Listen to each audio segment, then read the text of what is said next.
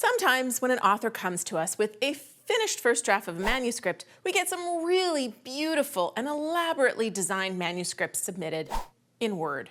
I feel really bad when I say, we're gonna strip that book baby down to her birthday suit so we can get editors to work. Fancy clothes don't work on a book draft that needs to head to the editors or even to a book formatter. So if you're wondering how to format your manuscripts to get the best edits on your book, then stick around because this video is for you.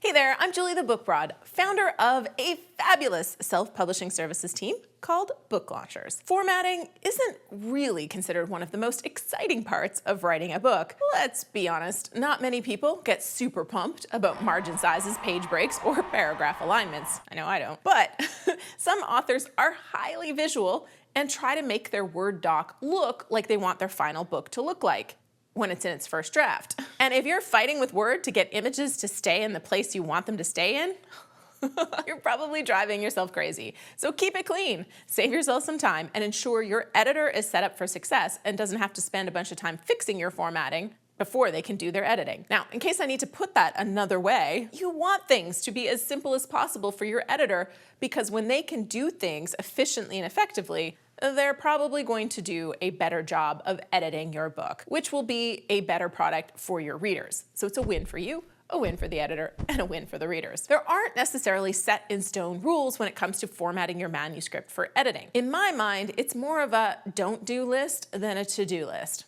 But here are the tips. Number one, file type. While there's a lot of different writing programs out there, Word wins for editors. Word's track changes feature is a powerhouse feature for high-level editing, and it's also the most commonly used tool, so most editors are going to be very comfortable in it. Of course, Google Docs and iPages have similar features, but I've shared before how these software options create massive problems in layout, and Google Docs works for shorter documents, but it lags and gets clunky as it gets to larger files. iPage doesn't have that clunky problem, but there's a chance your editor won't have an Apple computer and they'll find themselves unable to open the file. So all around, Word is the winner. Number two, make your manuscript one file. Maybe you wrote your book in chapters and created separate files for each chapter. Maybe you even think that's a good way to edit because the editor can work on chapter 1 while you're working on chapter 2. Let me stop you right there. No, don't do that. Send your editor one file and watch the video at the end on avoiding draft confusion to understand why I'm screaming no. If you have every chapter in a file and you work with Book Launchers, we have a wonderful team of concierges who will pull it all together for you in one document before we send it to an editor. Your editor may not want to do that, so pull it all together before you send it to your editor, or they will probably charge you a fee to do it. Number three, use a standard font.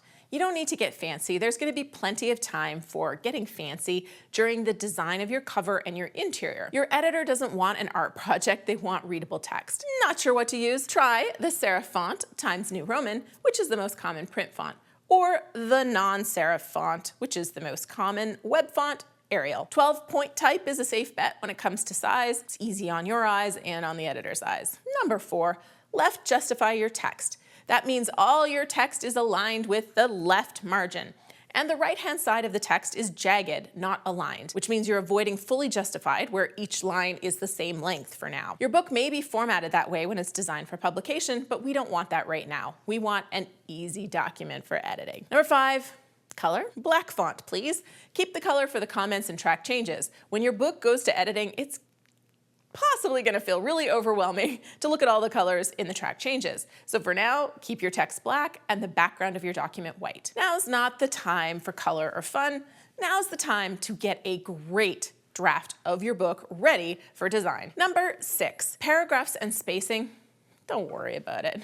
You could double space your manuscript if you want. I personally don't, but you do need to decide how to space between paragraphs. There are two ways to format paragraphs, the classic style or the modern style. Classic style is usually for novels, short stories, and fiction. That's where you indent the beginning of a paragraph with no space between new paragraphs. The modern style tends to be used in nonfiction, which is kind of how I roll. It means there's no indent at the beginning of the paragraph, but there's a space between paragraphs. Either style works, just don't mix and match in the same document. Or just hit return. Just do what I do, keep it simple. Hit return, add that space, and then let the formatter make it look right when layout's complete. Number 7, speaking of spacing, 1 space after a period, please. If you have no idea what I'm talking about, then you also probably don't know about Soup Nazi, the Big Fat Wallet, or the Close Talker from Seinfeld. You didn't have a Hotmail email address, and you weren't taught typing on a typewriter. I'm trying to feel wise, not old, but let's face it, if you learned typing on an actual typewriter, you were taught to hit the space bar twice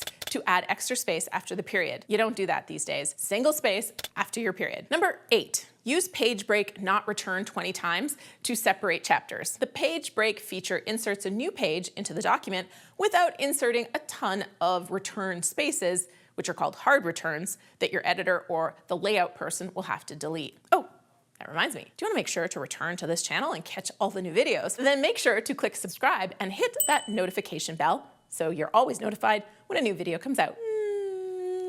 Number 9, style with the style function, not bigger fonts. If you want to add multiple headings that include your chapter title, chapter number, or something else, then use the style function to format your headings rather than doing it manually. The good news is that this actually translates into your layout when you have your formatter get to work. Number 10, make a title page. It's hardly a deal breaker, but it's a nice professional touch. Before you send your manuscript off to the editor, pop in a title page at the very beginning of that file. There's a lot of acceptable ways to structure this, so don't stress about it. But a good rule of thumb is to include your book title, or at least working title, subtitle, along with your name and contact info. And of course, don't stress it, because your title and subtitle are probably going to change as you go along. I know our authors who work with us, we do keyword research and a whole bunch of brainstorming to make sure your title and subtitle are the best they possibly could be. By the way, are you still working on your title? Don't worry. I got you covered with this book title checklist right here and some fabulous examples in that video. Or you can check out this video right here, which is all about how to avoid manuscript draft confusion, because there's nothing worse than having to redo the work you did before because some of it got lost in a file mix-up. All right, take your pick. I'm waiting for you.